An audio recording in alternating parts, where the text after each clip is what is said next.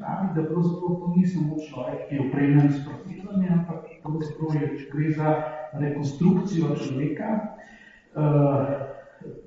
z raznimi načini, s katerimi se ga prilagodi bivanju v vesolju.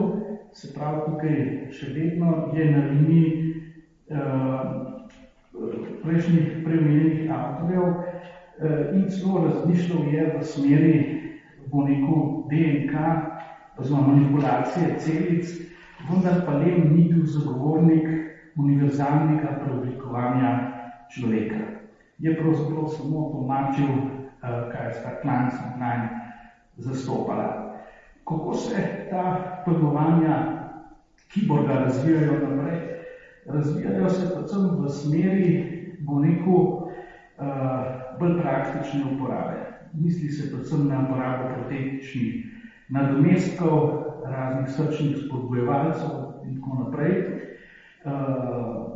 vsadkov, ki omogočajo povrnitev sluha, in pravzaprav vidimo, da se razmišlja manj invazivno in da je glavni namen uporabe kibernetskih tehnologij zdravljenja. To je pomemben zasuk.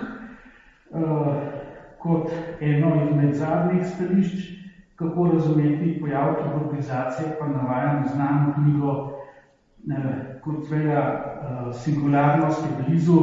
To je pa čisto nek radikalni in utopični zagovor transhumanistične paradigme. Mislim, da je to tudi na sporedu eno predavanje. Tukaj seveda gre pa za popolno preoblikovanje človeka z vsemi tehnologijami, ki so nam na voljo. Od genetskega inženiringa, odstranitve, nadomestitve raznih organov srca z raznimi gorivnimi celicami, preoblikovanje človeških možganov, tako da pravzaprav bi preoblikoval človeka v neke vrste človeka 3.0, če temu tako rečemo.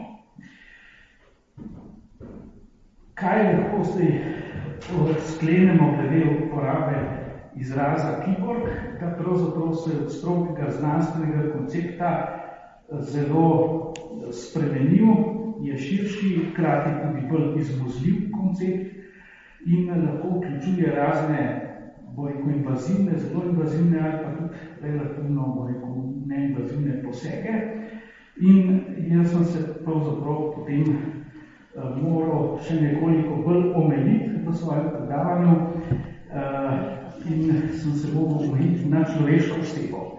Kajti kiborgizacija se lahko vrši tudi na živalih, tako da jaz pač tukaj se omejujem na področje človeka. In ker ne moremo pravzaprav priti do neke enotne opredelitve kiborgizacije, sem pa nekako poskušal ta pojav razčleniti s tremi dihotomijami, ki jih je mogoče opaziti, ko razglabljamo o kiborgizacijskih posegov. Prva dihotomija se nanaša na indiciranost takega posega, druga na način pravne regulacije in tretja dihotomija na etično sprejemljivost kiborgizacijskega posega.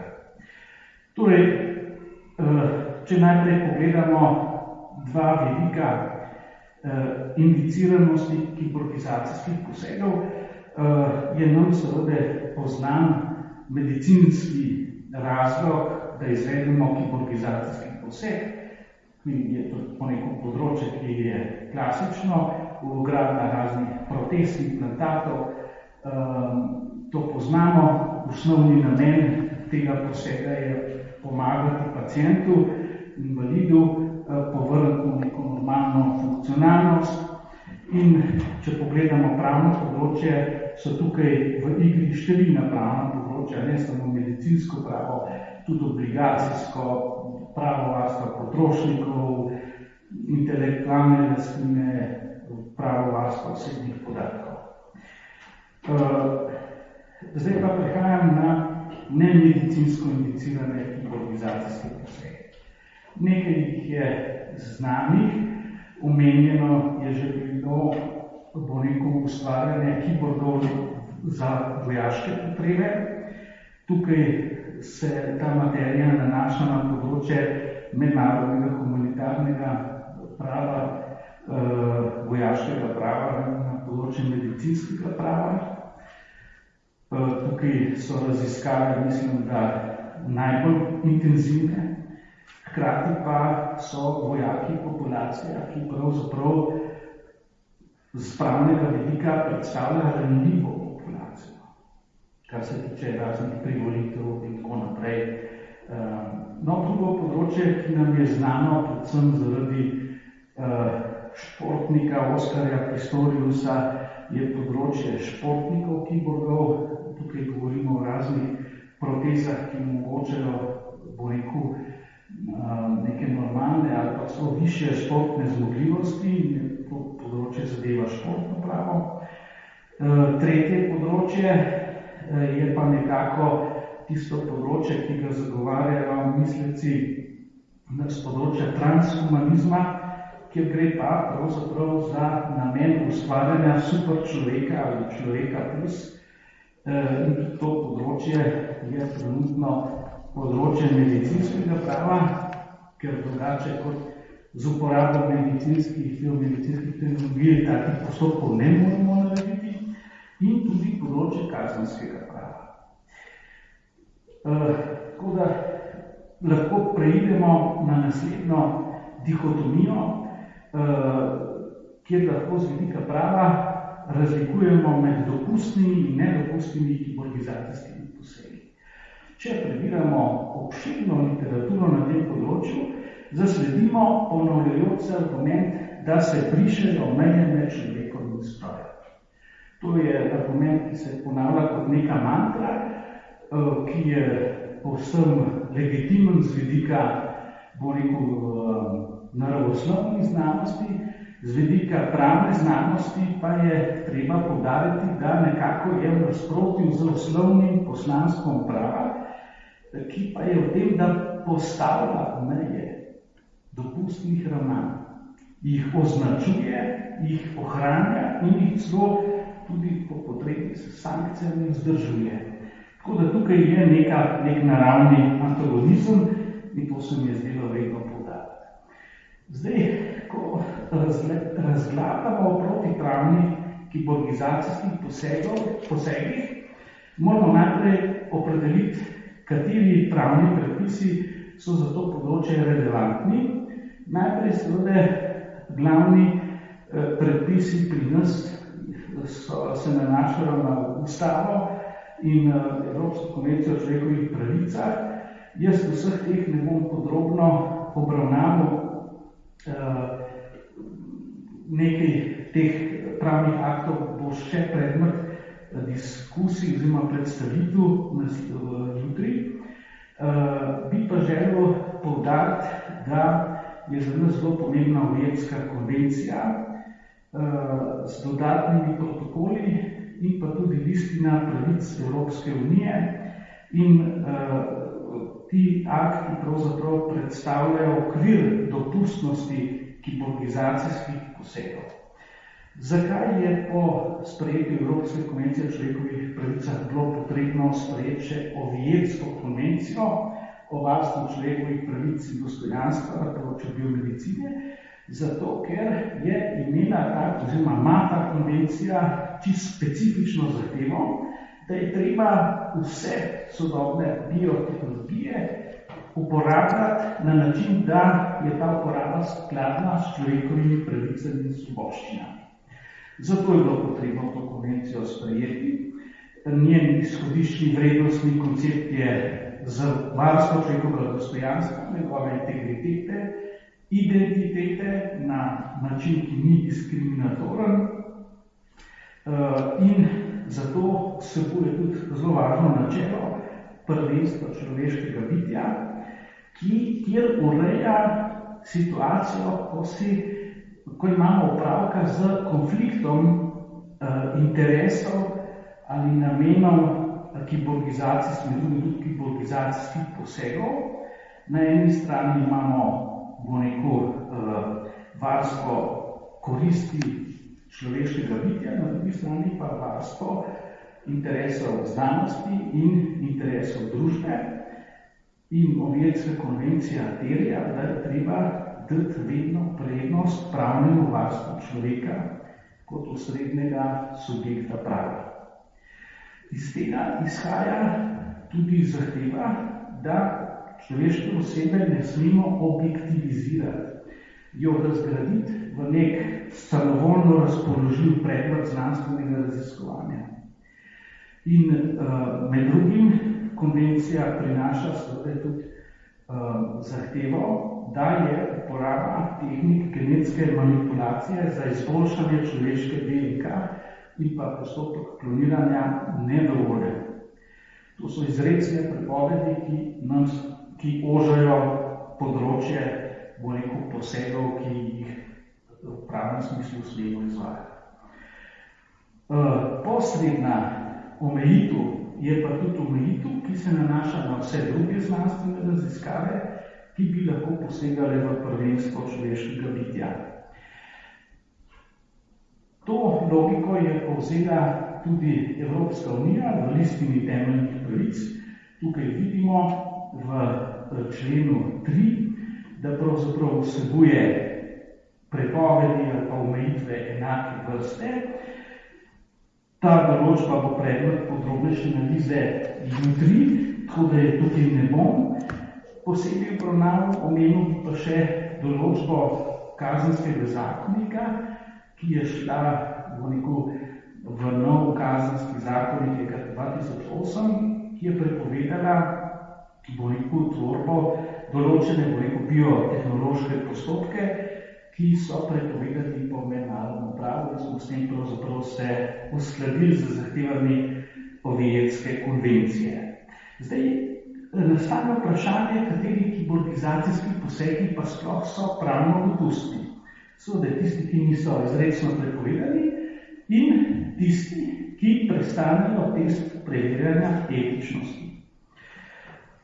Tako pravo Sveta Evrope kot pravo Evropske unije nalagata državam članicam, da vzpostavijo organe in postopke in zmogljivosti, da preverjajo etičnost uporabe sodobne biotehnologije in kamor seveda sodijo tudi naši kiborgizacijski posegi. Tako da pravzaprav raziskovanje in uporaba tehnologij mora biti nadzorovana.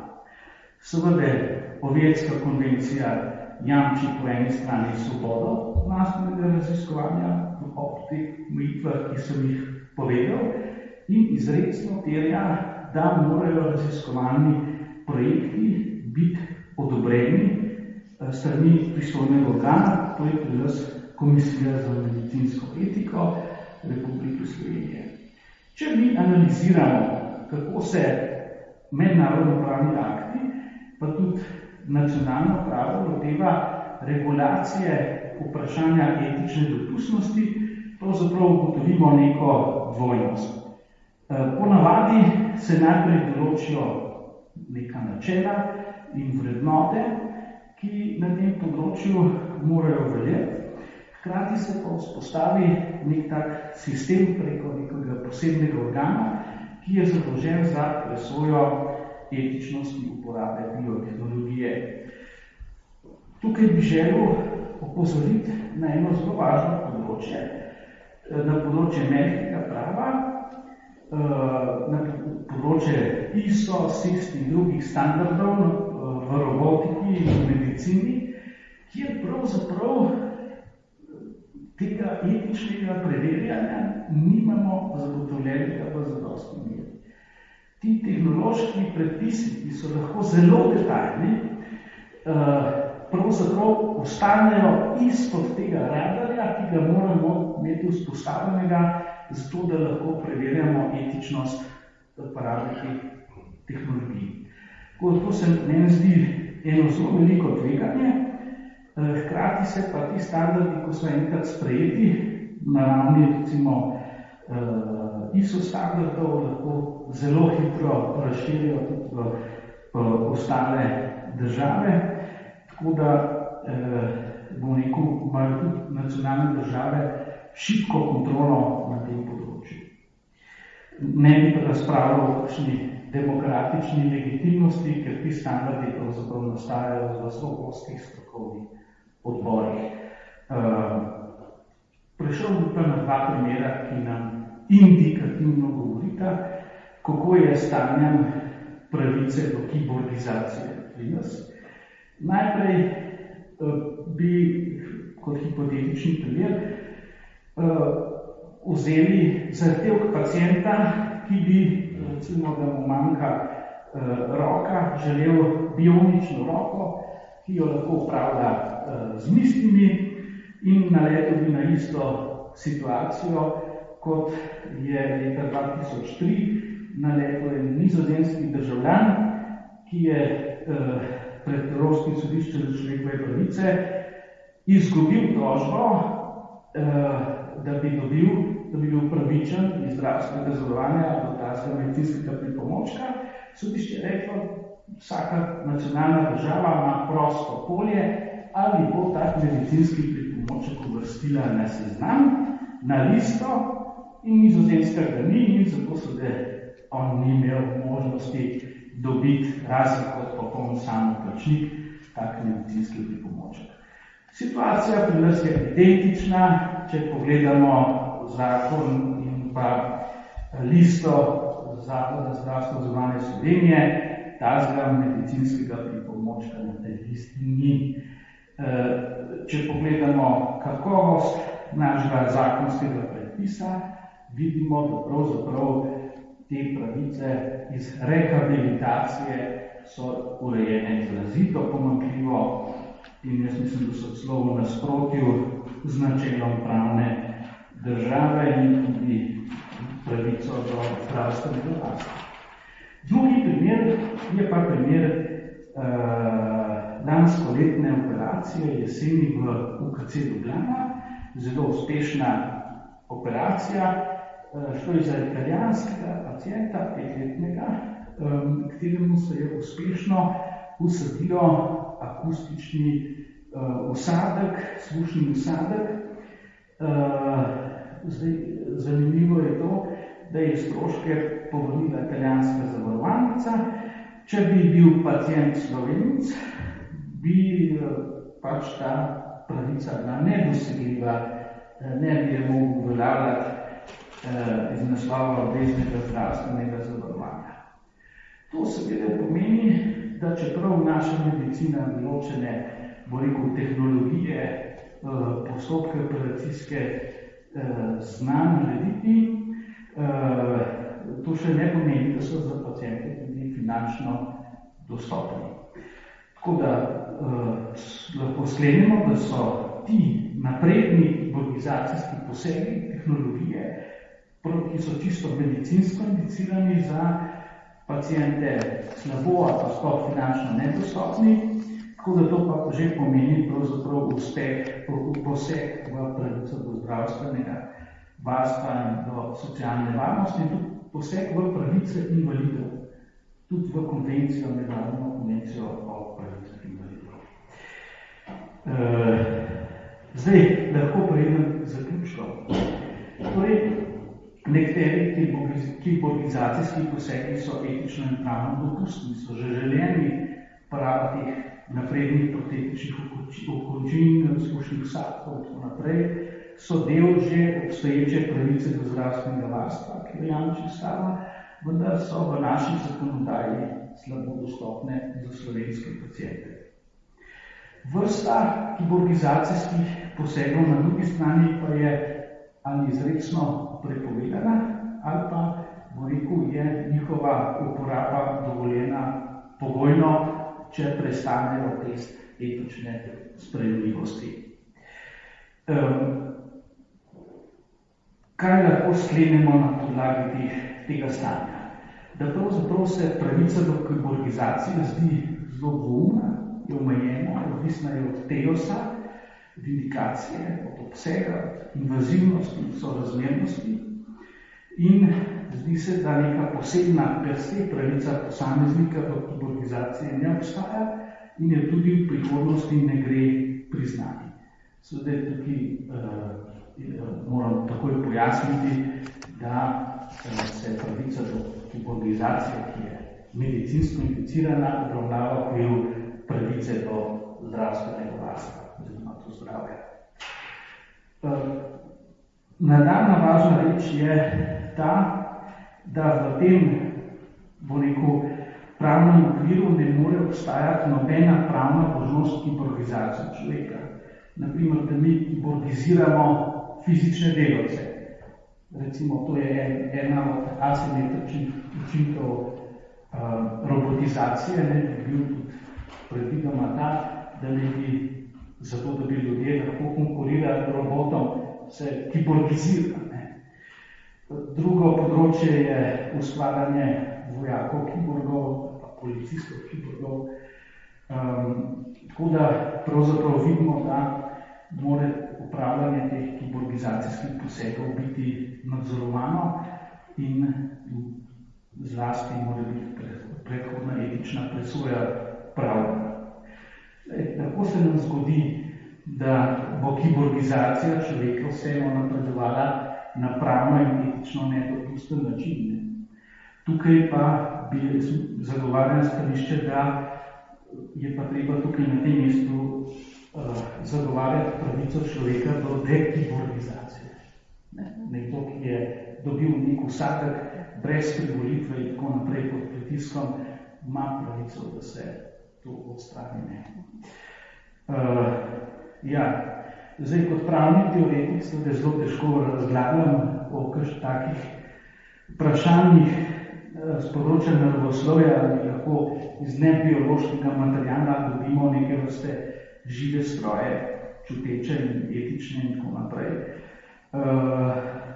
Važno pa je, da pravzaprav pazimo na to, kako to biotehnologijo uporabljamo, da z njo varujemo dostojanstvo človeka in pravzaprav moramo tudi pogledati, kako je z neko novo generacijo pravic, ki jo je že omenil pred menoj profesor Pirtošek v malce drugačnem kontekstu.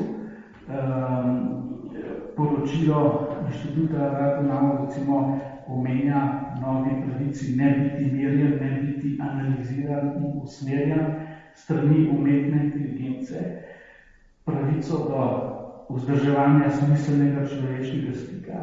No, tukaj lahko mogoče razglabljamo o tem, ali velja tudi zagovarjati pravico ne biti predmet kiborgizacije, oziroma pravico do dekiborgizacije, če se ta vendarle zgodi. Moje stališče seveda je, da pravico do kiborgizacije lahko priznamo v okviru pravice do zdravja, ko imamo opravka z medicinsko indiciranimi posegi in je bila preverjena njihova etična sprejemljivost. Tako da to je tudi nekako moja zaključna misel, ko razvijamo nove tehnologije, moramo pravzaprav skrbeti za njihovo skladnost s človekovim dostojanstvom, s pravicami in svoboščinami in seveda tudi razmejiti med tistimi, katerih uporaba je koristna, ali vsaj neškodljiva, in tistimi, ki pa so lahko škodljive. Tako da se vam zahvaljujem za pozornost, kakšno vprašanje pa še v okviru diskusije.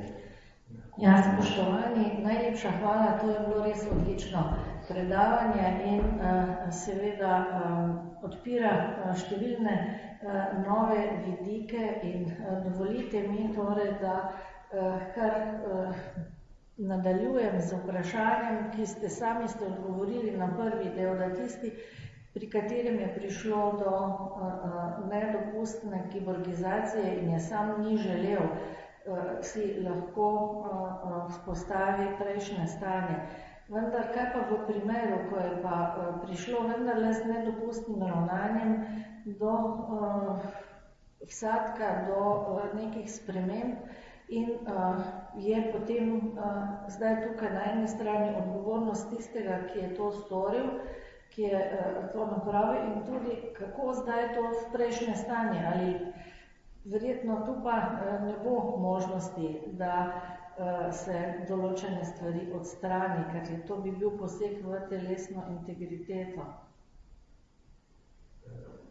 Ja. Če to... Ja. Jaz mislim, da določeni posegi so lahko, tukaj je predvsem važna volja posameznika, ne, kaj je on zahtev, če bil predmet nedovoljenega posega, kjer ni to privolitve, mora seveda imeti pravico zahtevati nekako, da se to vrne v prejšnjem stanjem. Nekaj so, ja, tukaj pravna sredstva, ne, pravna zdravila so pač taka, da je upravičen do odškodnine. Pravo potem pri teh posegih mora razmišljati tudi o določenih inkriminacijah, verjetno, ne, ker to pod 114. člen Kazenskega zakonika ne gre ravno, imamo vprašanje inkriminacije novih kaznivih dejanj, ali pa če to tretiramo recimo pod določeno obliko telesne poškodbe, ne, recimo. Imamo pa verjetno tudi neko specifiko povsem novih oblik kaznivih dejanj, recimo, kot je recimo vdor v programsko opremo nekega, recimo, medicinskega pomočka, pa manipulacija z človekom na tak način. Tukaj mislim, da bo verjetno treba premisliti o nekih novih oblikah inkriminacije. Določene situacije bodo take, da se določeni posegi se ne bodo dali restituirati po neko v naravni obliki, ne? Mislim, če nekomu odstranite recimo roko ali nadomestite za umetno bionično roko, ne boste mogli več na roke povrniti. Tukaj smo pač omejeni. Meni se zdi predvsem važno to, da z vidika zdajšnjih pacientov, da se jim omogoči dostop do najbolj naprednih tehnologij. To se meni zdi, da tukaj zelo škripne. Tukaj po eni strani je to, po drugi strani je pa tudi dolžnost države, da pravzaprav zelo usmerjeno podpira razvoj po neko raziskave na področju teh novih oblik zdravljenja. To se mi zdi, da bi morali prav, ne vem, to načrtovati, ali v okviru zdravstvenega sveta, ali pa so mogoče s kakšno resolucijo državnega zbora, ki bi določila nek program dejavnosti na tem področju, nek vozni red. Ampak z vidika prava, pravzaprav so taka vprašanja zelo tako, zaenkrat še zelo eksotična. Tako zdaj ne reči, če sem popolnoma odgovoril na vprašanje. Ste. Dr. Pirtušek. Zvidi, hvala čudovito predavanje, lepo zahvaljujem. Prva mi misel, da v tistem primeru Senkens v tej državi, na Nizozemskem, jaz si pa predvsem predal, da nas praksa drugačna. Spomnim se recimo časov, ko v Sloveniji še ni bilo globoke možganske stimulacije, zdaj jo že imamo, recimo od 2013, ne?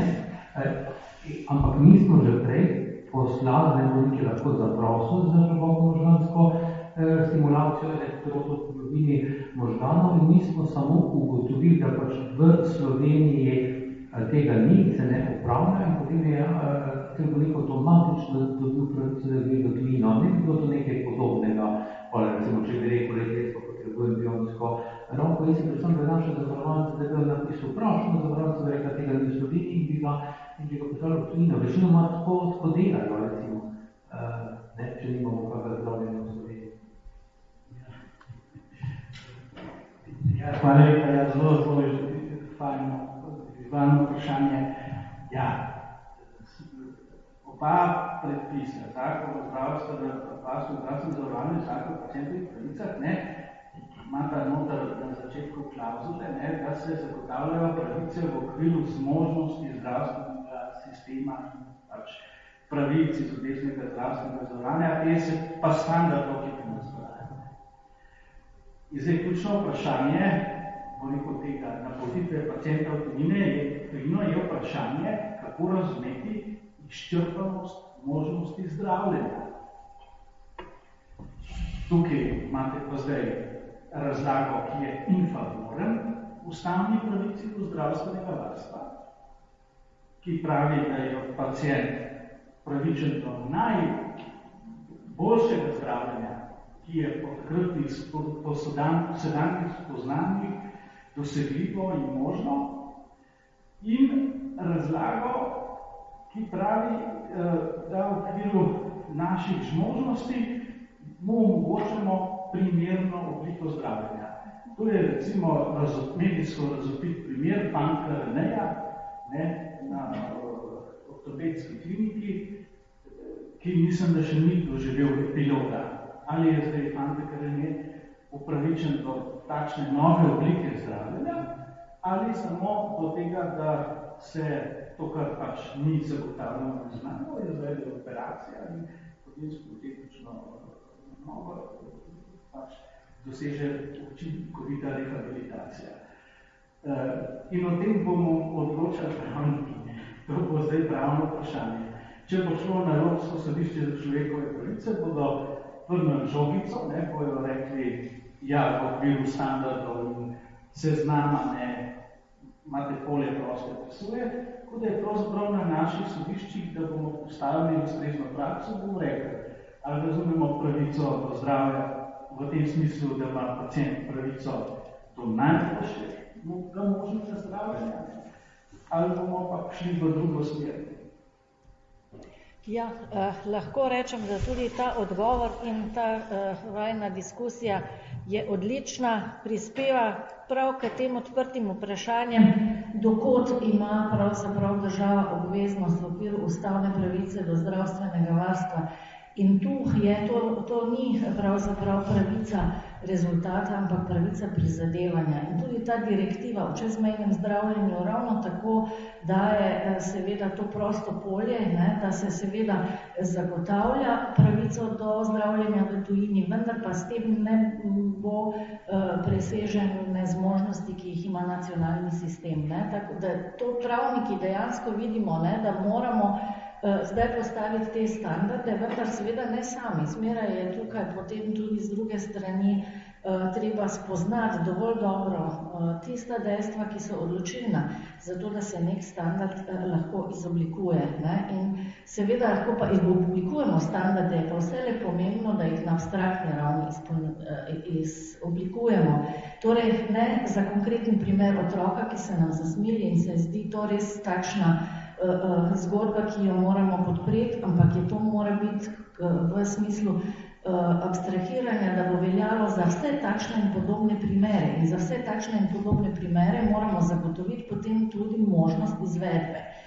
Zato je to res takšno tehtanje, ki terja prav veliko tudi političnega razmisleka, kako oblikovati zdravstveni sistem, da se bomo vedno bolj približali temu, da bodo novi dosežki, da bodo nove metode dosegljive, zato da bo lahko čim boljše zdravje. Ampak se pravim, to je vedno nekaj, kar ne gre takoj in gre veliko lažje v bogatih državah, kot v tistih, ki se še vedno ukvarjajo malo z nekimi omejitvami, ki pa zdaj tako, kot v zadnjem času precej govorimo o tem, so tudi mogoče včasih malo posledice slabšega organiziranja, ampak po drugi strani pa vendarle, ne vem, če boste delili z mano to ugotovitev, da ogromno pravic ima v Sloveniji posameznik dostopnih tudi iz naslova zdravstvenega zavarovanja, da tudi tukaj je mogoče treba odpreti tisto novo polje. Če pa ne morem dobiti najboljšega bioničnega pripomočka zastonj, je pa potem treba tudi nekaj doplačati, ampak tudi tu pa je zdaj spet v nevarnosti ta osnovna solidarnost, če imamo solidarnostni sistem, pa je potem zdaj vprašanje, ali bodo tisti, ki si lahko plačajo, dobili boljše. Tako da veliko je pravzaprav v družbi takšnih razmerij, ki jih niti pravo, niti kdo drug ne more enoznačno rešiti, ampak vendarle, če vzamemo za eno vodilo, tako kot zdravniki, to imate dobrobit pacienta, nekje kako iskati za najboljše rešitve, potem bomo videli, da se marsikaj da. In zdaj bi jaz tudi na tem mestu mogoče se seveda obrnila na gospoda Ivanca, ki smo ga z veseljem pričakovali, pa tudi dr. Pirčuška pa bi zelo želela, če dovolite, da to, kar smo zdaj posneli, to predavanje, če se lahko to tudi za krajši čas da na našo spletno stran in opozori seveda naše sledilce, da lahko to poslušajo oziroma se s tem seznanijo. Torej, hvala lepa za to privolitev. Potem pa se z veseljem obračam tudi na naša gosta iz Hrvaške, gospoda Cvitkoviča in gospoda Klariča, ki bosta tudi v svojem slogu, tako kot je bilo doslej, podala spremnost hrvatskog zakonodavstva za robotiko v medicini.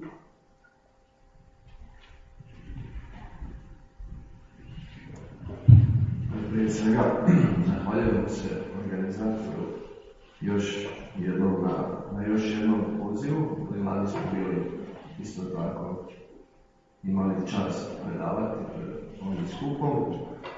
Tako da ćemo sad u našem predavanju pokušati na neki način prikazati na koji način je hrvatsko zakonodavstvo i je li uopće hrvatsko zakonodavstvo spremno za robotiku u medicini.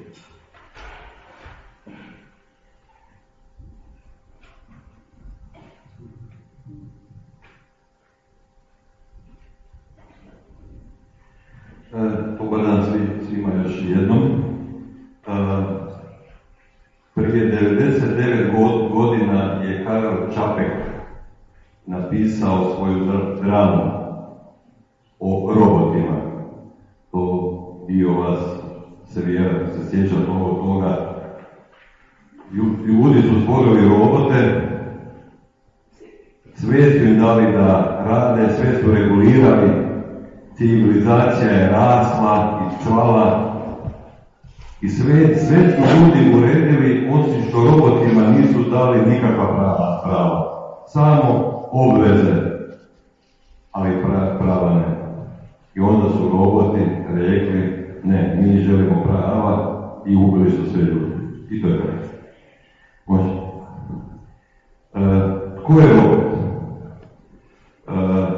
Robot je neki mehanički uređaj koji liči na čovjeka, više ili manje, znači ima nekakve ruke, možda neke noge, i koji samostalno obavlja posao koji inače radi čovjek.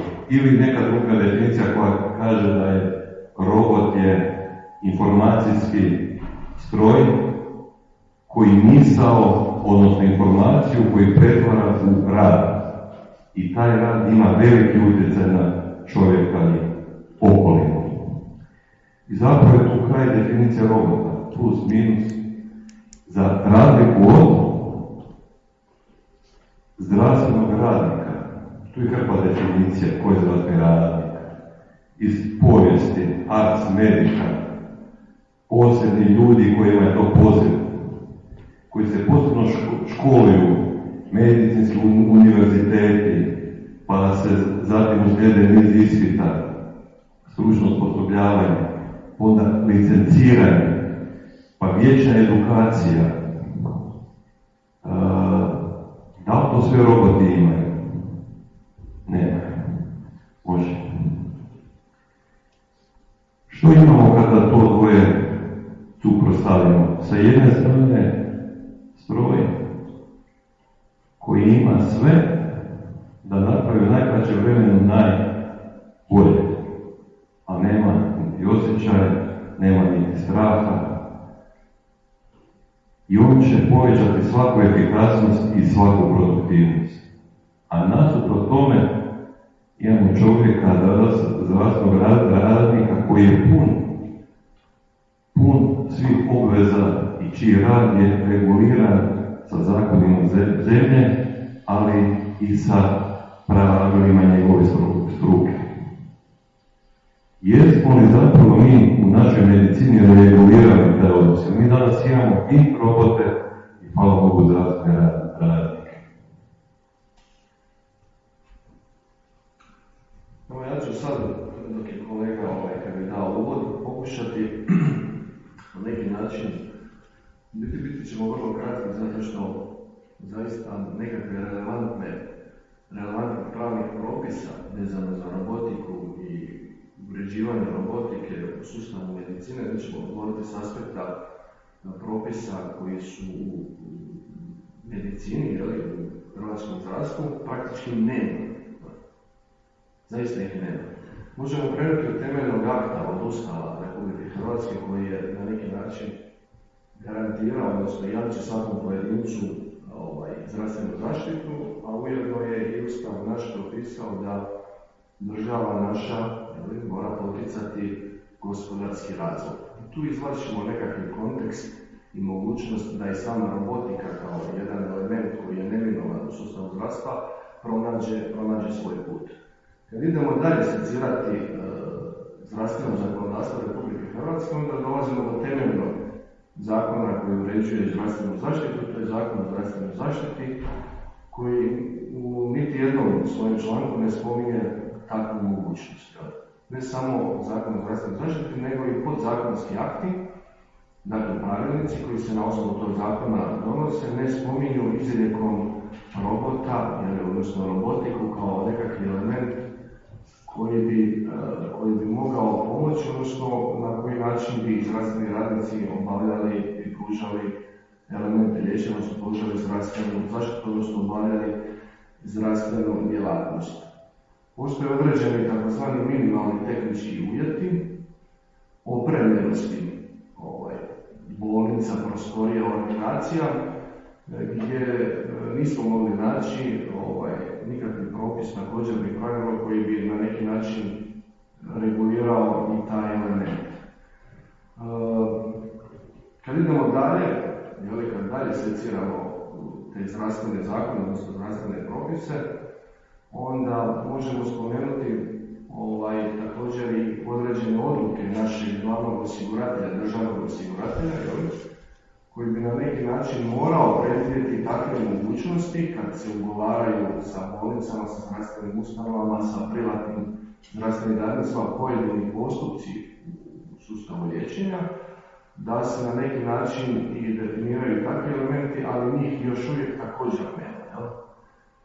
Kad idemo dalje, kad idemo gledati da li postoje određene nekakve smjernice društava liječničkih, ono što mi znamo što je propisano i kakva postoje u formalnom pravnom smislu, također ne vidimo nikakvi elementi da i to bude određen izvor prava za reguliranje pitanje robotike u zdravstvu.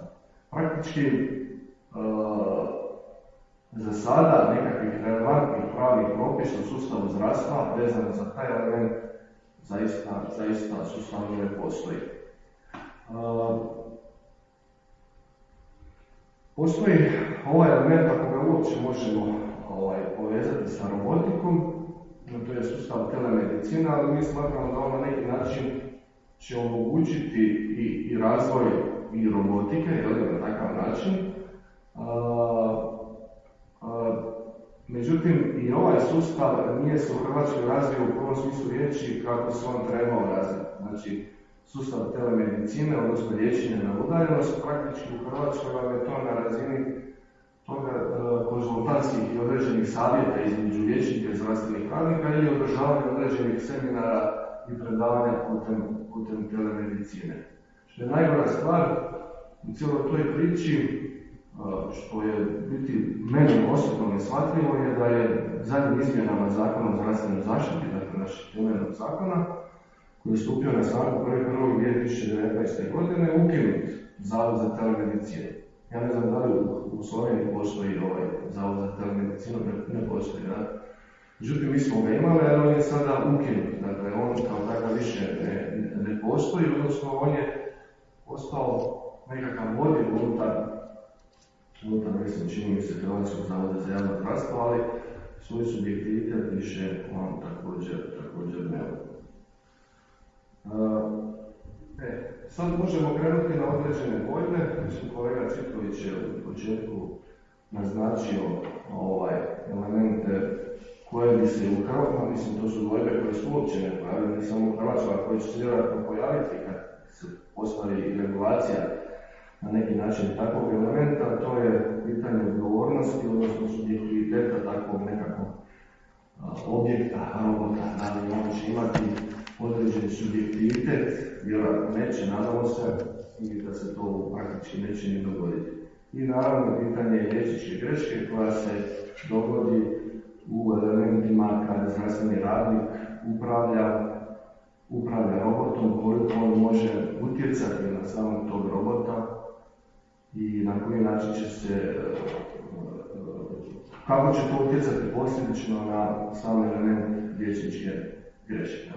Dakle, robot nije običan stroj, to nije stroj za disanje, to nije niti impulzijska pumpa, niti mnogi drugi strojevi koji sada u medicini imamo. Tu se postavlja temeljno pitanje, hoćemo, dakle, ostaviti da zdravstveni radnik ima atribut subjektiviteta sa svim ovim definicijama, sa svim potrebama koje treba napraviti. Ili ćemo,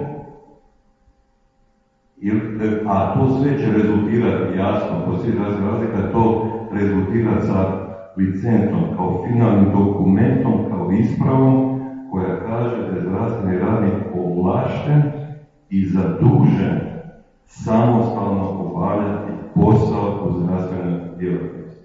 Ovlašten i dužan samostalno. Sjetimo se da su roboti su uređaje koji liče na čovjeka i samostalno obavljaju posao. Tu govorimo da zdravstveni radnik ima licencu za samostalno obavljanje posla. Ili ćemo ostaviti robotu njegov objektivitet, pa neka bude pomoćni strojnik. A možda ćemo robotu dati subjektivitet, što je kolega Klarić rekao, ali s time onda hoćemo ga provući da se obrazuje na medicinskim fakultetima, da se licencira, da se doživotno obrazuje i educira i onda usavršava, hoće li dobiti licencu i on i hoće li dobiti odgovornost, jer s licencom ide odgovornost. Hoćemo li to odlučiti ili ne? Može. U ovim kratkim zaključcima će nažalost ostati puno pitanja. Ja bih samo na kratko rekao da robot nije niti pravna, niti fizička osoba. Mi im dajemo ljudi subjektiviteta, atribut subjektiviteta ili objektiviteta. A istovremeno ćemo se postaviti pitanje je li za njegov rad ili grešku u njegovom radu, je li odgovor one koji je napravio, one koji s njime radi, recimo ja sam pediatra intenzivist, ili odgovor robot. Kada govorimo tko s njima upravlja, jer to upravlja liječničko robota, ili možda IT stručnjak ili fizičar, a ako je liječnik, gdje se on educirao za to? Pa ja se recimo mučim s običnim androidom, gdje je dom. Ako liječnik ne upravlja s robotom ili ne bi trebao upravljati s robotom, na koji način se suočiti s činjenicom da liječnik upravlja cijelim procesom liječenja i odgovoran je za liječenje, a ne upravlja sa tim robotom? Što ima ruku u liječenju? Ili ako upravlja fizičar? Da li to znači da fizičar će sutra postati liječnik? Na kraju, ovo je naša neminovnost. Robot i ljudi će raditi skupa, sigurno. Puno više nego bi danas. Niti jedan rad se ne može zajednički raditi bez regula. Danas je čovjek u neravnopravnom položaju. Zbog čega? Je čovjek jako reguliran. Ja se moram obrazovati na fakultetu, proći obuku neku, pa dobiti licencu, pa se stalno završava. Svaki 6 godina se opet licencira, pa se opet završava. Svako malo mi država sa svojim zakonima stoji sa jedne strane, a pravila struke mi stoje sa druge strane. A ispred iza mene su pacijenti sa svojim zakonima. Kog ima robot s lijeve strane, s desne strane ili s predne strane? Nikoga. Dakle, mi nismo napravili. I za kraj, za ovaj slajd, naše mišljenje, šta će od toga biti, to se ne zna jasno, da robot bi morao biti samo i ostati kao pomoćnik. A čovjek, zdravstveni radnik, bi morao imati kontinuiranu ovlast njime upravljati. U svakoj sekundi liječenja prekinuti ili nastaviti to liječenje. Za kraj smo tu 2 slajda ćemo vam prikazati. Sve ne možemo prikazati nekakve relevantne zakone u sustavu zdravstva koji reguliraju taj element, ali možemo apele liječnika i zdravstvenih radnika koji su upućeni u Ministarstvo zdravstva da se taj segment na neki način regulira i u Hrvatskoj, kao svugdje u svijetu. Međutim, to ne znači da Hrvatska ne prati, odnosno hrvatsko zdravstvo standard svijeta po pitanju robotike u medicini. Dapače, mislim da smo jedna od jako utjecajnih zemalja u pitanju primjene robotike u neurokirurgiji, apsolutno. Tako da, evo, naši liječnici idu, bez obzira što je resorno ministarstvo u tom ne pruža ruku, ali oni svjesno i samosvjesno idu naprijed i grade zajedno sa novim tehnologijama kako bi na neki način osigurali adekvatnu zdravstvenu zaštitu svakom pojedincu u skladu sa najnovijim medicinskim dostignućima. Naime, za kraj, najviše robotika u medicini praksi je prisutno u kirurgiji. Pa je tako u neurokirurgiji je u kliničkoj bolnici u Zagrebu, to je bolnica Dubrave je već niz godina u postojanju robot koji je pokupio mnogo nagrada u svijetu, a služi tome da vam puši mozak. Stvarno, dakle, lijepo se legnete, nema doktora, on je negdje tamo, ali imate one ruke sa početka. Pašiljak tu, pašiljak tu, pašiljak tu i krene. Postoje i roboti koji rade operacije u trbuhu, kroz 3 malene ruke kao kemijska olovka. To rade jasno ljudi, pa su do sada radili. Sada počnu raditi roboti. Ima snažne ruke, 3, i gura instrumente u trbuhu, iza toga ne to nešto gledati. Sad kad se vratimo na Karla Čapeka, samo se sjetimo kad je dođemo po takvog robota kao pacijenti, jesu li mu ljudi dali njegova prava ili nisu i šta ćemo taj čas napraviti s nama. Hvala.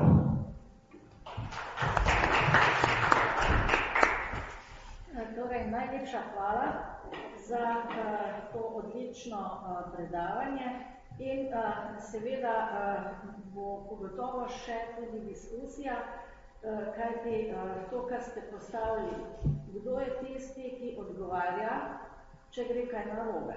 In tukaj je seveda potrebno ugotoviti tudi jasno vzročno zvezo, kdo je povzročitelj, ki se potem lahko tudi ekskulpira. Ampak vendarle je to tudi stvar izvedenstva, natančne ugotovitve, kdo je zadaj za napako. Ampak o tem bosta govorila naša naslednja gosta, torej profesorica Blanka Kačer in profesor Hrvoje Kačer, ki bosta o tej odgovornosti podala jasno stališče. To naj bo tudi pikica na i današnjega srečanja. Blanka, hvala lepa, da ste prišli, ponovno, da ste z nami in tudi vas prosim za dovoljenje za snemanje in da bomo pomankanje publike nadomestili s spletom. Poštovane kolegice i kolege, u svoje profesorovo ime sve vas lijepo pozdravljam i zahvaljujem organizatorima što su nas pozvali da i ove godine budemo s vama. S obzirom da smo na samom kraju programa, profesor i ja smo odlučili da vas nećemo previše opterećivati sa izlaganje. Naš rad je vrlo detaljan. Mi ćemo se ovdje, zapravo ja ću se u naše ime, pokušati osvrnuti samo na nekoliko pitanja. Zapravo pokušat ću dati odgovor na pitanja koja su kolege Cvitković i Klarić postavili u referatu prije nas. I zahvaljujem organizatorima jer su jako vješto složili program, tako da zapravo eto, na meni je nekakva velika zadaća da ja pokušam dati odgovor na neko od tih pitanja. Glavno pitanje koje sam ja malo prije čula u radu je zapravo čija je odgovornost kada taj robot pogriješi. I zapravo sam se, moram priznati, naježila dok su oni pričali o tom robotu koji buši mozak i zapravo pomislila da je tema mog rada što ako se robot, odnosno našeg rada, što ako se robot u tom trenutku pokvari. Sad, u robotici smo dosta toga danas čuli. Zapravo nesporno je da je robotika jedno od ključnih fenomena ovoga stoljeća, te je vezano za to zapravo ključno postojanje vrlo kvalitetnog pravnog sustava kakvog mi danas, nažalost, nemamo. Svi smo vrlo zadovoljni kada čujemo da će nas operirati najbolji stručnjak, najbolji operater koji raspolaže najboljom opremom i uređajima. Tada osjećamo mir i spokoj. Međutim, zamislimo istog tog pacijenta u sobi sa robotom, dakle tu nema liječnika, tu operaciju će raditi robot i isti taj pacijent koji je malo prije osjećao mir i spokoj, sada osjeća pad. Naravno, činjenica je da danas operacija koje rade isključivo roboti nema mnogo. Međutim, činjenica je isto tako da je trend ide u tom smjeru da će tih operacija biti sve više. I zapravo jasno je da postojeći pravni okvir ne daje pravne odgovore na postavljena pitanja. Do pada Virhova u drugoj polovici 19. stoljeća zapravo se odgovornosti liječnika nije niti razgovaralo. Onda je došlo do toga da smo apsolvirali da liječnička odgovornost postoji i došlo je do novog problema. Novi problem je bio zapravo kako pronaći stručnjake koji će vještačiti. Bilo je jako teško i pogotovo je bilo jako teško pronaći vještake koji će objektivno vještačiti. Kad smo i to relativno apsolvirali, premda smo svi svjesni da s tim imamo probleme i danas, došlo je do novog problema. A to je zapravo na velika vrata u medicinu ušla objektivna odgovornost, odgovornost bez krivnje. Mi se još uvijek nismo zapravo na pravi način oporavili od tog pravnog potresa. Zapravo robotika nam prijeti jednim velikim pravnim potresom u smislu da zapravo sad dolazimo u situaciju da je ta objektivna odgovornost bez krivnje, onako kakva postoji danas u pravnim propisima i u praksi, zapravo, kada detaljno analiziramo ovu materiju, ona nam nije adekvatna. Sada, ne znam koliko vas tu ima koji ste pravnici ili koji niste, ja ću samo kratko reći da mi zapravo dijelimo odgovornost u dvije velike grupe. Prva je odgovornost sa krivnjom, ili subjektivna ili skrivljena odgovornost, a druga je objektivna odgovornost ili odgovornost bez krivnje. Za subjektivnu odgovornost, generalno govoreći, se traži da imamo subjekte, štetnu radnju, štetu, uzročnu vezu i protupravnost. Glede objektivne odgovornosti stvari stoje bitno drugačije. Generalno treba istaknuti da se krivnja ne zahtijeva, a kauzalni neksus je bitno pojednostavljen. Objektivna odgovornost je zamišljena u Hrvatskoj u zakonu o obveznim odnosima vrlo općenito, kako bi se s jedne strane omogućila primjena objektivne odgovornosti izravno na brojna pravna područja, s druge strane da bi se potaklo da svugdje gdje se osjeća da je to potrebno, da se zapravo razvije specijalna pravna regulativa. Smatramo da je potpuno jasno, već u situaciji u kojoj robot pomaže, ali ne isključuje djelovanje liječnika ili drugog stručnjaka, da su ispunjeni uvjeti za primjenu pravila o objektivnoj odgovornosti i to temeljem već do sada ustaljene sudske prakse. Sad nam preostaje jasno analizirati posljedice primjene pravila objektivne odgovornosti koja postoje u Zakonu o obveznim odnosima i dati odgovor na ono pitanje što ćemo s tim robotom koji je doživio kvar kada je zapravo bio u mozgu pacijenta. Ja vas evo, sukladno dogovoru s profesorom Kačinom neću detaljima opterećivati, ali ovdje ću zapravo krenuti in medias res i obratiti vam pažnju gdje mi zapravo nalazimo odgovor i gdje je najveći problem kod robotike. Kod propisa o oslobođenju od odgovornosti, zapravo vlasnik se oslobađa odgovornosti kada šteta potječe od vis maior, odnosno više sile, ili u slučaju ako dokaže da je šteta nastala isključivo radom oštećenika, ili ono što je nama u ovom slučaju jako važno, a to je kod treće osobe. Dakle, i kad tu treću osobu nije mogao predvidjeti i njene posljedice nije mogao ni izbjeći ni otkloniti. Sad zamislimo situaciju kada robot obavlja zahvat. Evo možemo vizualizirati tog vašeg robota u glavi pacijenta. Mogući su problemi koji stvarno nemaju baš puno veze s liječnikom ni bilo kakvim drugim medicinskim osobljem, na primjer kvar na stroju, koji se naravno može popraviti, ali je do tog kvara došlo u najnezgodnijem trenutku, u trenutku zahvata. Vjerujemo da je jasno da bi primjena pravila objektivne odgovornosti ovdje značila odgovornost onoga koji je stroj proizveo, kao i onoga koji je vlasnik, pa ga je na primjer iznajmio nekoj bolnici.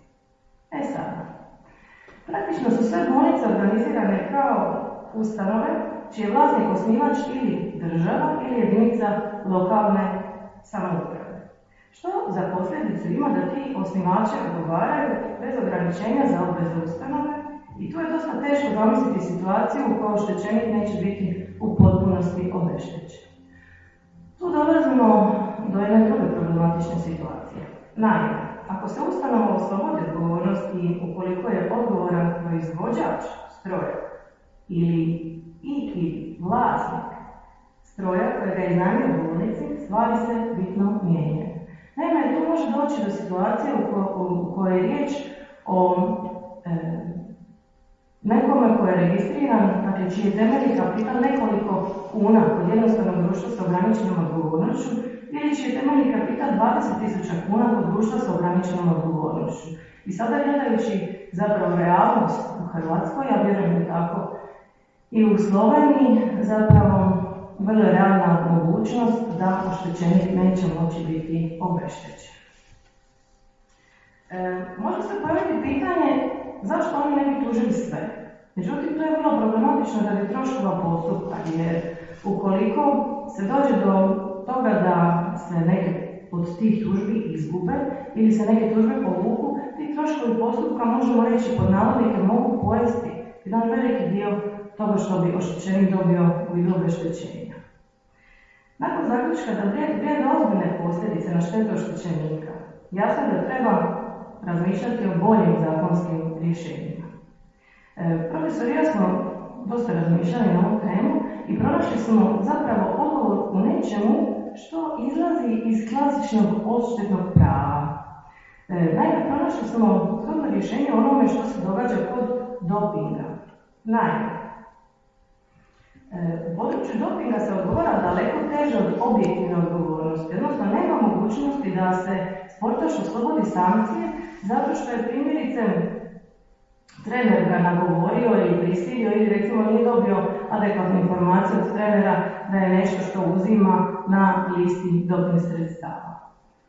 Čak i u slučaju da opća pravila, dakle, oslobode ustanovu od odgovornosti, samo za interni odnos prema oštećeniku, bolnica ili drugi davatelj medicinske usluge bi morao odgovarati solidarno s vlasnikom stroja ili uređaja, pa kasnije primjenom regresa vratiti cijeli iznos ili dio iznosa u slučaju djelomične odgovornosti. Čak i ako je sve učinio lege artis, još uvijek je daleko razumio opteretiti tog davatelja usluge, nego oštećenika, dakle pacijenta koji sigurno nije ni na koji način doprinio nastanku štete.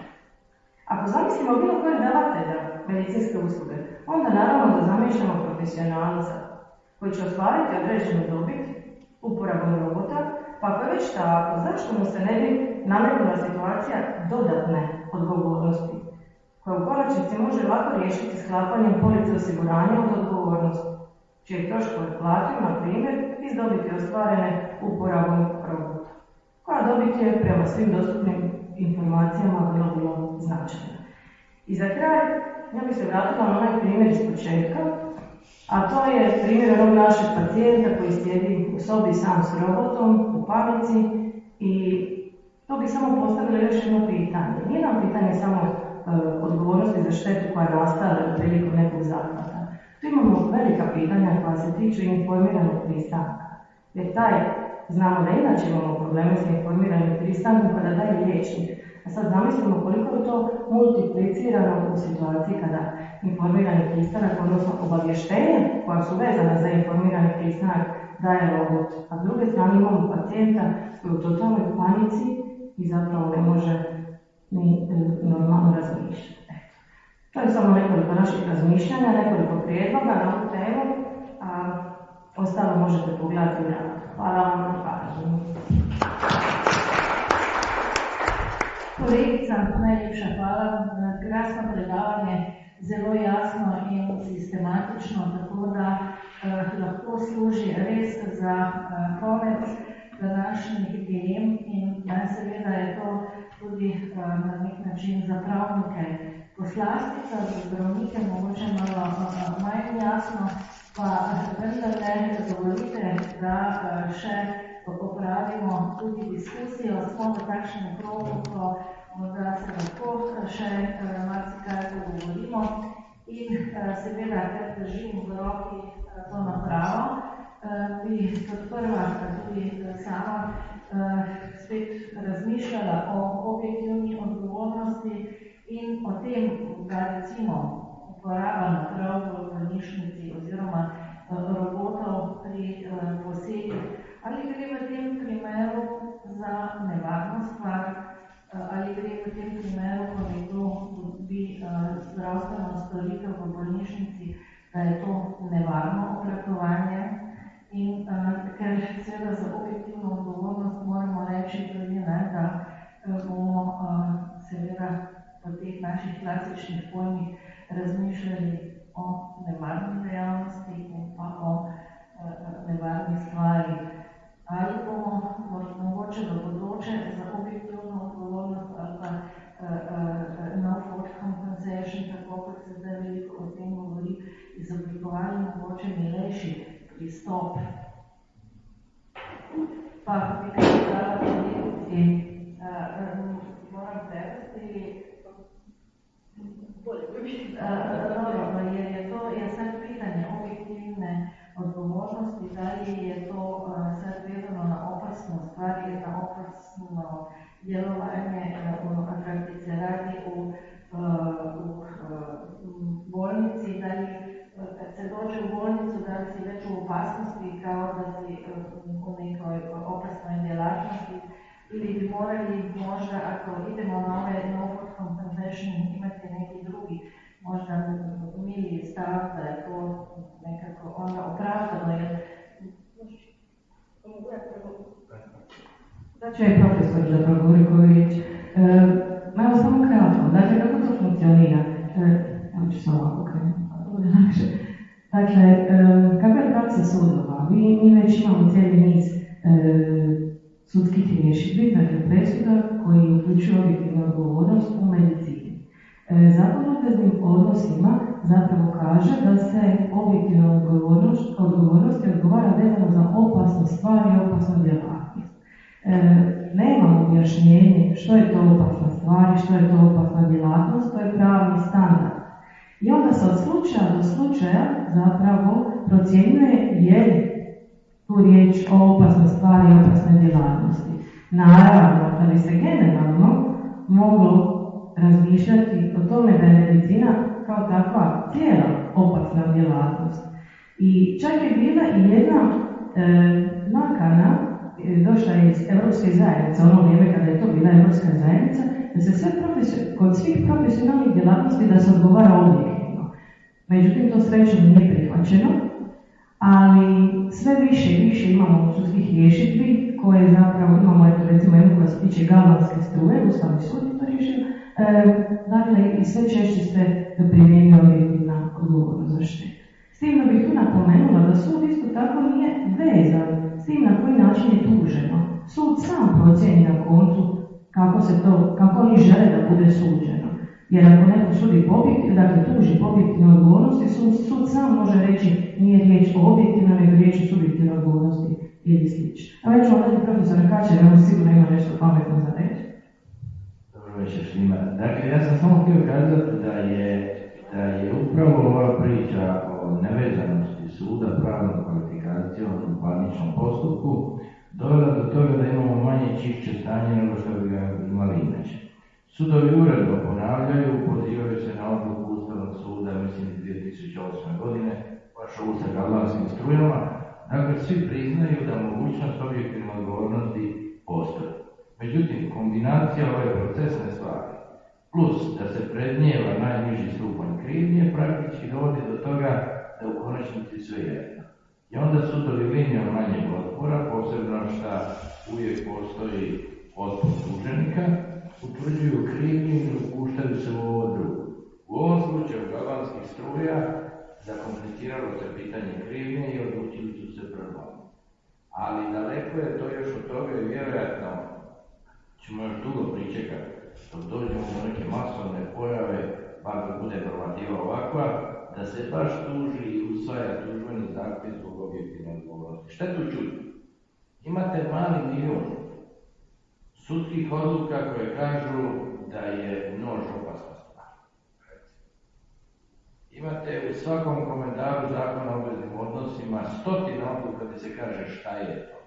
Pa je recimo stepenice bez ograde opasna stvar.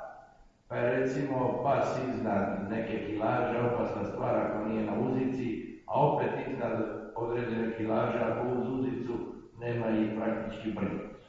E sad kad to povežete s kirurgijom, kako je uopće moguća subjektivna odgovornost u kirurgiji? Kad se sve temelji, uvjetno rečeno, na redu. Kako je moguće? A ipak nemamo ogromno niz presuda koje bi išli tako. Dakle, praktički strah je, sustav ima određeni strah da se ne pretjera. Mi imamo opet Zakon o zdravstvenoj zaštiti koji nije propisao policu osiguranja od odgovornosti, ali bez sankcije i bez najnižeg iznosa na koji mora biti osiguran. Šta to znači? Za kraj, za kraj što se mene tiče, osim ako ima nekakvih pitanja. Naime, ovo što je profesorica Rijalić spomenula, ja mislim da je to najbolje rješenje. No fault, no blame, accusation sustav. Zapravo, liječnici ne smiju raditi pod pritiskom. Oni rade ovako pod pritiskom. I mislim da je kolega Milan Cvitković zaboravio zapravo spomenuti, rekao ispred su pacijenti, iza su pacijenti. Ja zapravo ne bih rekla ispred iza su pacijenti, nego možda ispred su pacijenti, a iza je državni odvjetnik koji vreba hoće li se nešto dogoditi, recimo odvjetnici koji šetaju po hodniku i gledaju samo gdje bi mogli tužiti. Ja mislim da naravno da treba pacijente maksimalno zaštititi, ali ja mislim da mi pacijente štitimo i time što zapravo zaštitimo liječnike. Jer mi moramo ići s tim da su ti liječnici ljudi koji žele najbolje, koji su tu radi svih nas, jer svi mi jedno dođemo kod njih. Ja? Tako da zapravo mislim da treba naći najbolje rješenje, idealno je dobro osiguranje od odgovornosti, samo trebamo biti objektivni i shvatiti u čemu je problem je u novcu. Tako je, kikiriki, za kraj. Eto, hvala na pažnju. Ja se slažem sa time, ali to što kad smo pričali, da li je liječenje opasna djelatnost, jer to se naše kolega Kis nije ovdje, ali on uvijek protestira svaki put. Kako mene naterate da liječim, onda kažete da je to opasna djelatnost koja je još i u opasnosti da postane krivično djelo. Ja sad vraćam na normativu koja je loša, odnosno preopćenita, odnosno potpuno je nemedicinska, a primjenjuje se u medicini. Naime, sasvim je dovoljno da se radi opasne stvari. Dakle, ne treba dokazivati i jedno i drugo, ali po naravi stvari, ako uzmem nož, onda je sve što radim s tim nožem de facto opasna djelatnost. Dakle, kako okrenete da okrenete, liječnici su, ja ću se prisjetiti, nedavno je bilo jedno predavanje, ja sam ga započeo s tim, da Bogu zahvaljujem, što sam svoju početnu želju da budem liječnik zamijenio željom da budem pravnik.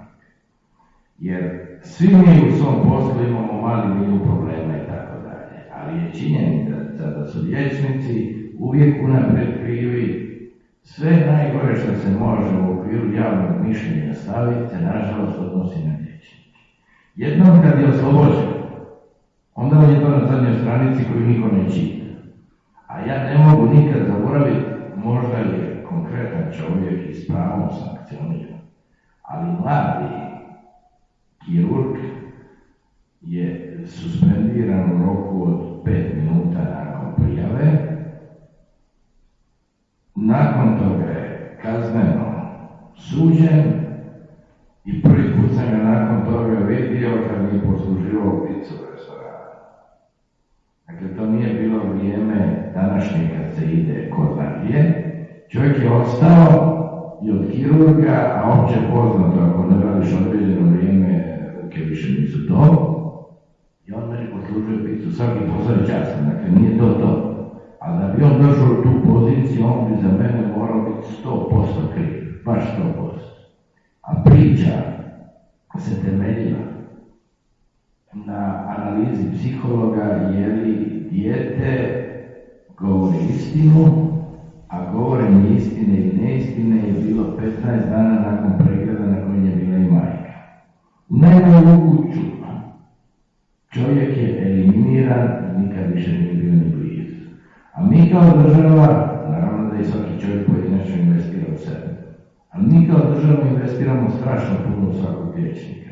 I moralo bi nam svaki od njih biti toliko bitan, barem toliko bitan, da ga kaznimo tek kad smo potpuno sigurni, a ne kad smo 50, ne kad smo 60, ne kad smo 70% sigurni. Premali smo mi za takve luksuze. Slažem se i to smo jučer pričali kad smo pričali s medijima, o medijskom linču, to je drugo pitanje, ali dobro, svi smo zainteresirani da se spriječuju svake greške, jer smo kao pacijenti da se ipak sve evidentira i da se spriječuje na sve moguće načine. Ali sad ja vidim da bi možda još diskusiju dopunili ili prvo če boste vi še kaj dodali v tem zvezi ali pa kolega pa še kazensko-pravni vidik. Jaz bi samo ena misel se mi je nekako porodila. Torej, ta slaba regulacija uvajanja robotike v zdravstvo je velika težava. Zakaj? Zato, ker uvajanje robotike v zdravstveni sistem zahteva sistematično revizijo vseh kliničnih protokolov in kliničnih poti, kjer mi uvajamo robotsko tehnologijo.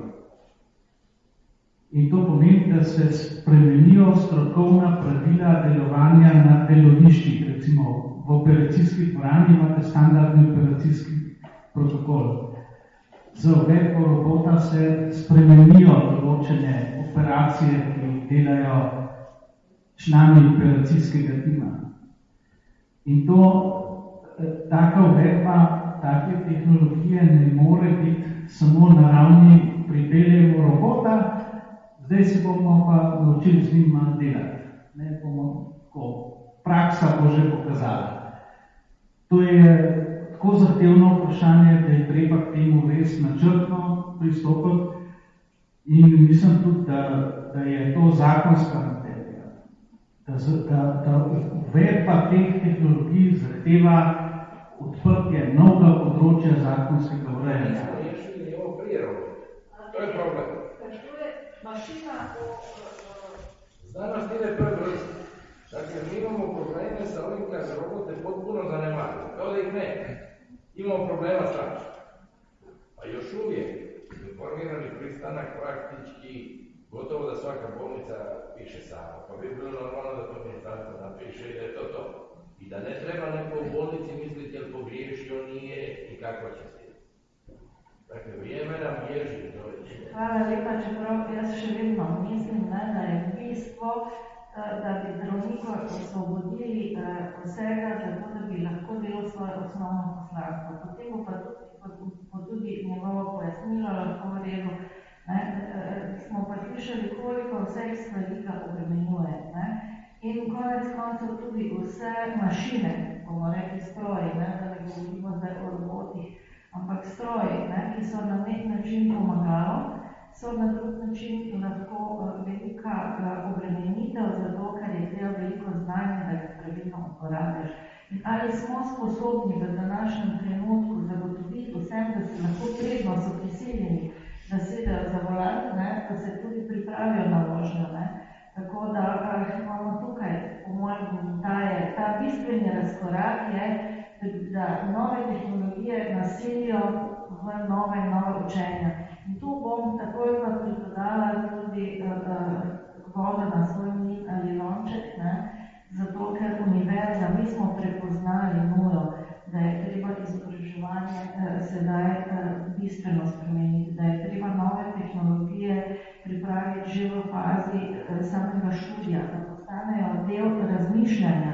In ko postanejo del razmišljanja, kar verjetno mlade kolegice rečejo, da takrat to že od rojstva počnejo, da jim je to blizu, ampak obstaja prav tista tehnična usposobljenost za delo za neko mašino in ta tehnična usposobljenost bi morala biti večkrat tudi preverjena. To se pravi, ko ti daš delavcu nalogo, da mora mašino upravljati, moraš vse za ostalo poskrbeti. In konec koncev tudi zdaj imamo te dobavitelje, ki zraven nudijo tudi vse potrebno od softvera in tudi montaže in učenja pripravo. Ampak je tudi to vprašljivo, koliko se zdravnik, ki je zdaj tukaj najbolj na udaru, lahko posveti vsem tem učenjem. Ne more se zato, ker je samo človek, ker je raztrgan na toliko različnih vlog in se ne more. In tu imamo največjo težavo, ker ima dan samo 24 ur. Čas pa hiti, tehnologije pa tako hitijo, ne moramo tega ustaviti. Ampak, da ne bom zdaj preveč zašla, mogoče še potem tudi še kazensko pravo. Samo dvije rečenice, ako smisla. Htio sam samo primjerom pokazati koliko zakonodavac luta, odnosno koliko je teško normativno nešto kvalitetno riješiti. Bio je u posljednje vrijeme u Hrvatskoj niz napada na zdravstvene djelatnike. Imali smo bombu, plaćenu ambulantu, imali smo porazbijan jedan cijeli odjel u Zagrebu, masu toga. Liječnička komora, resorno ministarstvo, javno, svi su krenuli sa pričom da treba tretirati liječnike i druge zdravstvene djelatnike kao službene osobe u smislu policajca, suca i tako dalje. Ali onda se u proceduri utvrdilo da bi to i na liječnike i druge zdravstvene djelatnike značilo nanošenje daleko većeg stupnja odgovornosti za ono što oni rade kao službene osobe. I onda se od te kvalifikacije odustalo. Na kraju je donesen zakon koji je stupio na snagu u 1. mjesecu ove godine, koji je zapravo svu zaštitu pružio samo zdravstvenim djelatnicima u državnoj službi, onima u privatnoj. Ja bih rekao sapienti sad, to je strašno. Znači imam dvije ambulante, jednu državnu, jednu privatnu. Moje divljaštvo u jednoj ambulanti se sankcionira prekršajno, u drugoj ambulanti kazneno. Strašno. A inače posebna kaznena djela u pružanju zdravstvenih usluga su vezane isključivo za istok, odnosno sve zapadne države zapravo to imaju u okviru svojeg općeg dijela kaznenog zakona, pa ako si nešto napravio, naći se način da se to po ta kaznena djela podvede. Ako je nešto samo na ovom istočnom dijelu, onda mi je teško vjerovati da je to bolje nego u cijelom zapadnom dijelu svijeta. Hvala. Ja,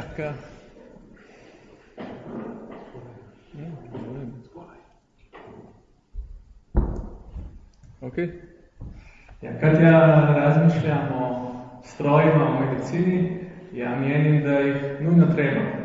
A zašto? Za presajanje kose, jer su puno bolji nego zdravnici i tada kada meni ovo ispada, nadam se da tehnologija je dovoljno dobra da će mi stvariti novu kosu. A sada malo resnije, ja kao kazneni pravnik, mi imamo i mislim da je na Hrvatskoj isto posebno kazneno djelo za liječnike koje skupije kuje nego za nekoga koji nije liječnik. Ovo je problematično i ja se ne slažem. Zašto bi liječnik morao odgovarati kuje nego gradbinac koji nešto učini na gradbišću. Onda su i ideje da zdravni liječniki ne bi bili odgovorni nikada. Ali ovdje sam ja skeptičan. Jer nešto je pogreška koju se može svakom uraditi i onda nema smisla. Ne bi bilo, zašto bi sada za neku pogrešku koju se mogu svakomu dogoditi, zašto bi onda kazneno preganjali ovog liječnika.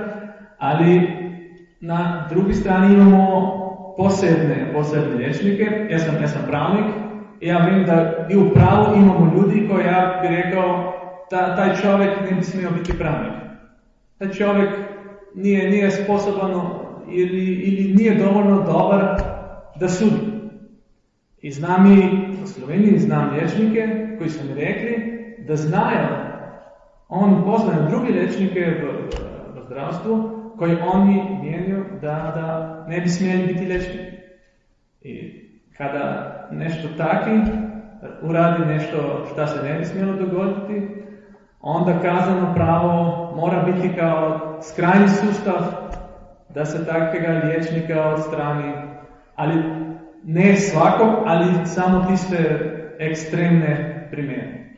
Tako da ja nisam protiv popolne dekriminalizacije, nego samo za,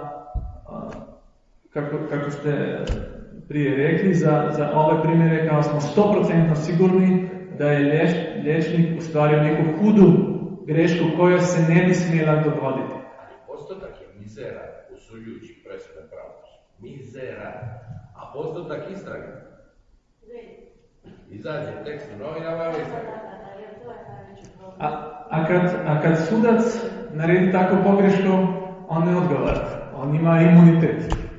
Tako da zna biti ovo problematično. I razumijem liječnike kad se ljutio, tako da ja razumijem situaciju, ali opće za ove maksimalne pogreške koje se ne bi smjeli dogoditi, tada pravo mora da ih sankcionira. Ali to je istina, ima razliku između pravnika i liječnika, jer kad liječnik pogreši, onda to zemlja pokrije, a kad pravnik pogreši, onda se to papir baca, pa je sve u redu.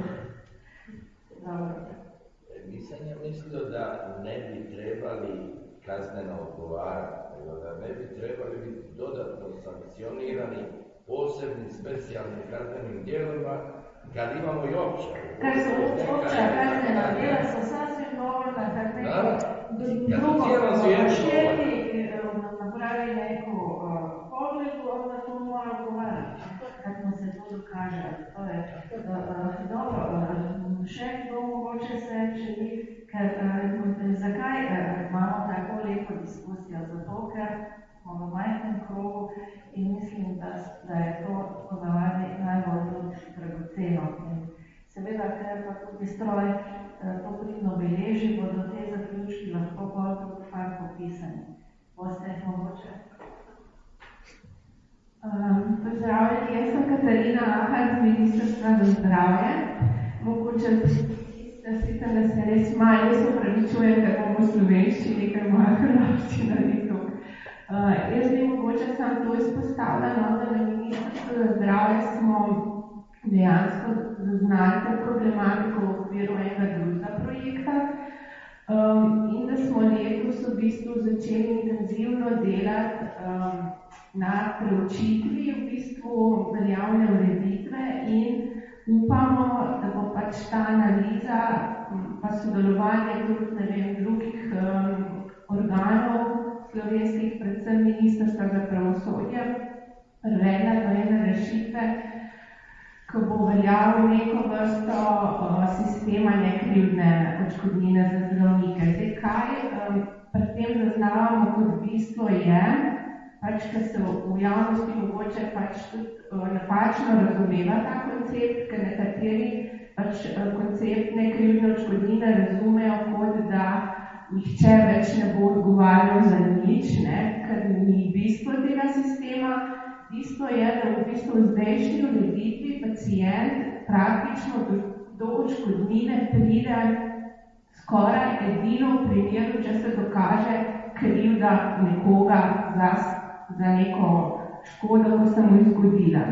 Sistem nekrivdne odškodnine pač naj zagotavlja, da bi več pacientov prišlo do odškodnine, da se jim prizna, da se jim je v zdravstveni obravnavi dejansko neka škoda zgodila, ni pa nujno, da dejansko ugotovimo oziroma s prstom pokažemo na nekoga, da je kriv za neko napako, ker lahko je pač do te situacije prišlo zaradi neke sistemske pomanjkljivosti, zaradi nekih objektivnih okoliščin, skratka ni vedno krivda nekega zdravstvenega delavca, takšna, da se ga celo kazensko obsodi, zato da pač pacient pride do odškodnine. To je nekakšna namera pač Ministrstva za zdravje, da v tej smeri pač pripravi nek predlog, mora pa tudi hkrati povedati, da je pa na drugi strani Ministrstvo za pravosodje ekstremno nasprotuje oziroma nezainteresirano, da tako rečem, za spremembo kazenske zakonodaje, kjer pa tudi pravni strokovnjaki, mislim, da že več let opozarjajo, da slovenska rešitev je mogoče tudi neka specifična ureditev, ki ni primerljiva z nekimi mogoče evropskimi podobnimi sistemi, ampak zaenkrat pač moram reči, da Ministrstvo za pravosodje je izredno nenaklonjeno spremembam. Tako da upam, da bomo uspeli tudi s kakimi strokovnimi argumenti, verjetno tudi v sodelovanju pač s fakultetami, s pravnimi strokovnjaki, da bodo nekako nas tudi podprli pri dveh prizadevanjih, da v bistvu celoten sistem bo treba verjetno spremeniti, da pridemo do neke boljše rešitve za paciente in za zdravnike. Hvala lepa. Ja, prav lepa hvala. In tukaj zdaj vidimo svetli luč na koncu tunela, ampak kakorkoli je tudi ta poudarek, ki ste ga dali, izjemno pomemben. Ne bo ostalo potem zameljeno, zakaj se je zgodila škoda.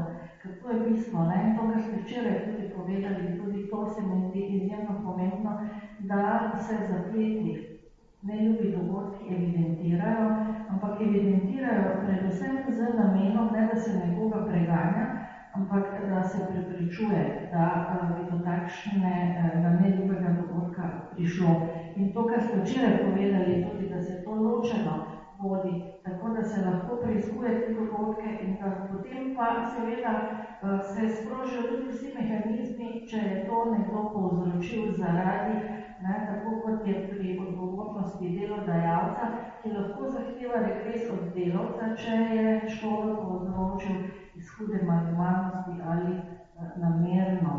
Tako da vse, kar pa je manj, da bi jaz rekla, tudi tu so neke meje, da ti mislim, culpa levisima, torej minimalna krivda, ne, tudi če je subjektivna, je na nek način problematična. Ne. Tu smo pa res skoraj vsi noter, ne. Tole smo že v vsakem ravnanju lahko malo manj skrbni, pa bo to prišlo noter, ampak kakorkoli zavedati se moramo tega in vzpostaviti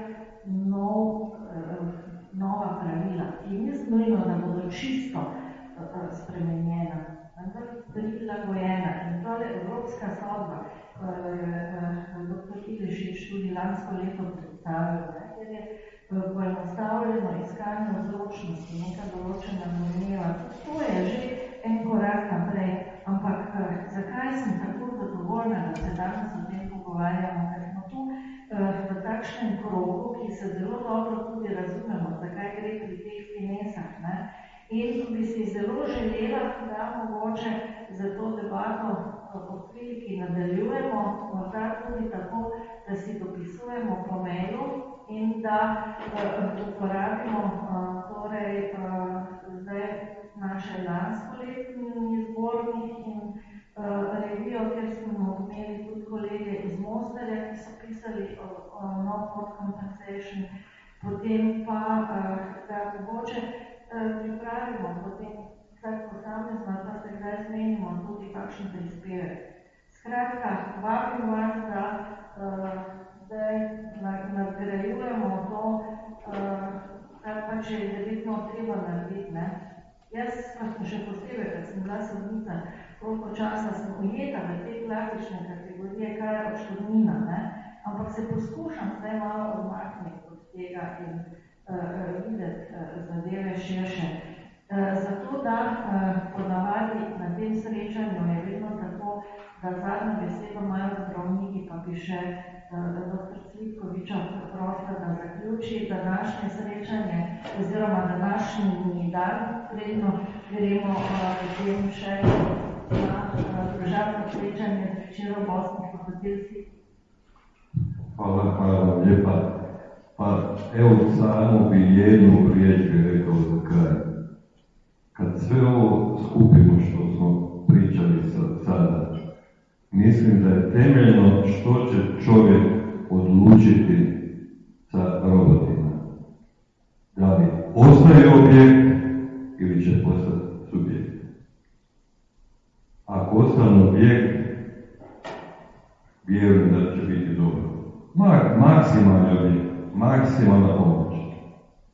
Ako postanu subjekt, Bog se da će biti dobro. Hvala lijepa. Hvala lijepa, to je pa prvo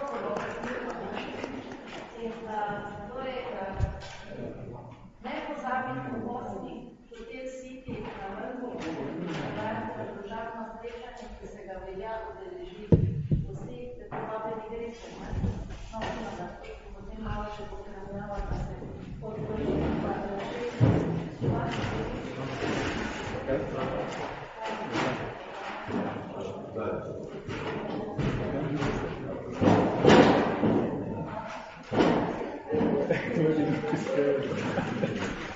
Hvala.